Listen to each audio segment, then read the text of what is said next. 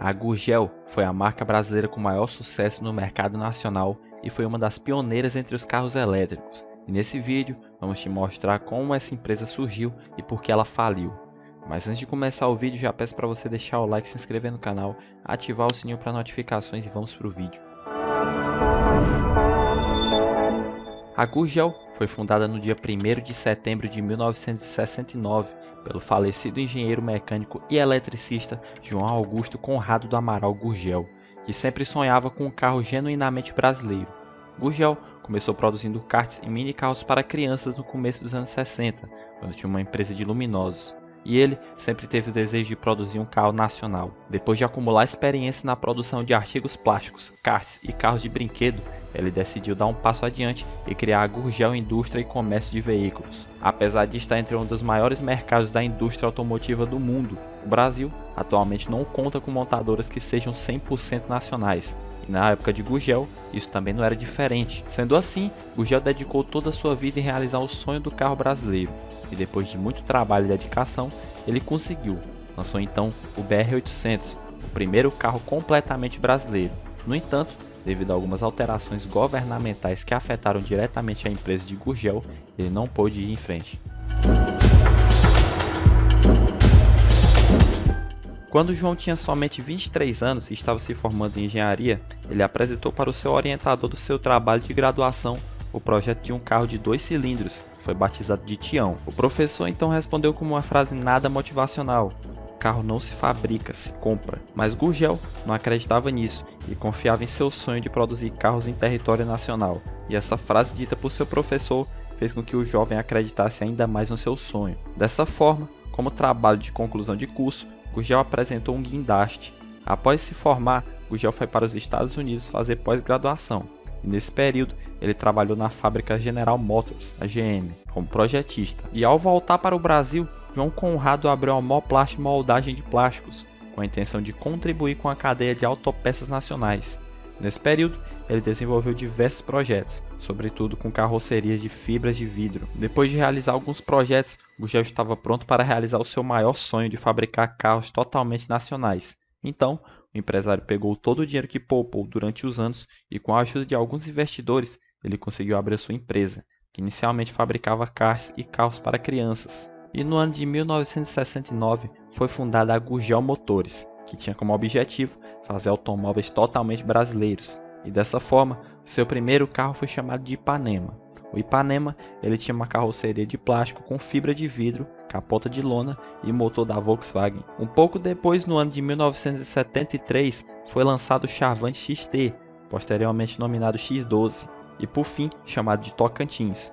Um dos diferenciais desse carro era o chassi, feito com uma mistura de plástico e aço chamado de Plastel. Já a carroceria era feita de plástico e fibra de vidro. No ano de 1975, a empresa foi transferida de São Paulo para Rio Claro, já que agora ela tinha expandido e precisava de um terreno maior.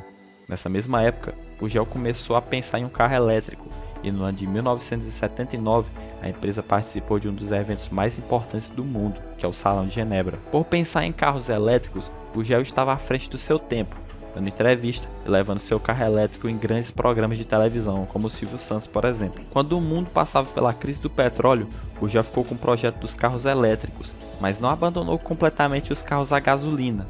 O projeto Chavante foi lançado e um pouco depois veio o X12. O carro tinha partes da estrutura em plástico e era reforçado com fibra de vidro. Essa composição de materiais fazia com que ele fosse leve e, juntamente com a mecânica da Volkswagen, o carro foi um utilitário de sucesso. O mercado aceitou muito bem o Chavante X12 e o Exército Brasileiro fez uma encomenda de um grande lote de carros. Ele chegou a equipar unidades militares depois de alguns anos. E finalmente, no dia 7 de setembro de 1987, Gurgel lançou seu tão sonhado carro totalmente nacional, o Senna, o carro econômico nacional. E como seu nome era muito parecido com o Senna, que era o piloto Ayrton Senna, a família não gostou muito e processou a empresa. E por fim, o carro teve seu nome alterado para BR-800. Até aí, os carros não eram produzidos com peças 100% nacionais. Em 1994, a empresa faliu e fechou as portas definitivamente no ano de 1996. Isso porque alguns anos antes, o governo decidiu pela isenção do IPI, que era o Imposto sobre Produtos Industrializados, para os carros que possuíam motores abaixo de 999 cilindradas. Essa atitude do governo foi motivada pela pressão das grandes empresas que se sentiam ameaçadas pela empresa Gurgel. Desse modo, as grandes empresas como Fiat, Chevrolet e Ford entraram com força no território brasileiro, e foi demais para a empresa da Gurgel. De 1991 para 1992, a produção da Gurgel caiu bastante devido a uma greve dos funcionários da Receita Federal, que atrasou a chegada de componentes da Argentina. Esse episódio fez com que as finanças da companhia fossem arruinadas. Em 1993, a empresa pediu concordata e um ano depois, o empresário João Conrado pediu um empréstimo de 20 milhões para que a empresa fosse mantida. Porém, o governo recusou o pedido e a falência da companhia foi decretada. Contudo, a empresa recorreu e manteve a produção até 1996. E nesse período, ele produziu 130 veículos e lançou a versão 1995 do Super Mini, do Moto Machine e do Carajás. Também foi nessa época que o conceito de Moto Full foi lançado, sendo que ele tinha somente um lugar. Depois que ele fechou sua empresa, o Gurgel passou a atuar como palestrante, onde falava sobre como usar o empreendedorismo para realizar sonhos. Entretanto, poucos anos depois ele descobriu que tinha Alzheimer, e infelizmente no ano de 2009 o Gurgel morreu, sem nunca ter realmente o reconhecimento que mereceu por ser o primeiro a ter coragem de criar carros 100% nacionais.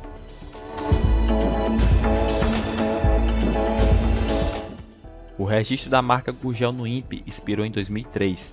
Dessa forma, o empresário Paulo Emílio Freire Lemos pagou R$ 850 e passou a ser o novo dono dos direitos. É claro que a família de Gurgel não gostou e recorreu na justiça, mas acabou perdendo. Lemos tentou relançar o X12, mas não deu muito certo, e ao invés disso, ele acabou importando da China um triciclo com motor a diesel, voltado para uso rural.